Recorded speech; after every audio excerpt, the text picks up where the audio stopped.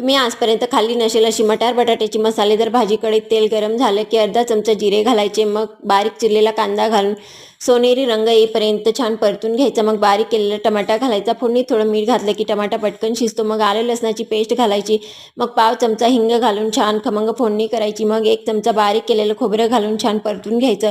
मग अर्धा चमचा धनेपूड, पाव चमचा हळद, अर्धा चमचा लाल तिखट, अर्धा चमचा साठवणीतला काळा मसाला घालून छान तेल सुटेपर्यंत परतून घ्यायचं. मग बटाटा व मटार घालून तेलात एखाद मिनिटभर परतून घ्यायचं. मग चवीनुसार मीठ घालायचं. वरून बारीक चिरलेली कोथिंबीर घालायची.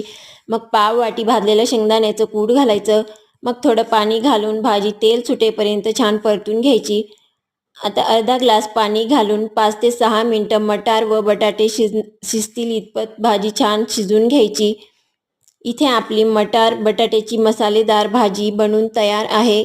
रेसिपी आवडल्यास लाईक, शेअर, सबस्क्राईब करा. धन्यवाद.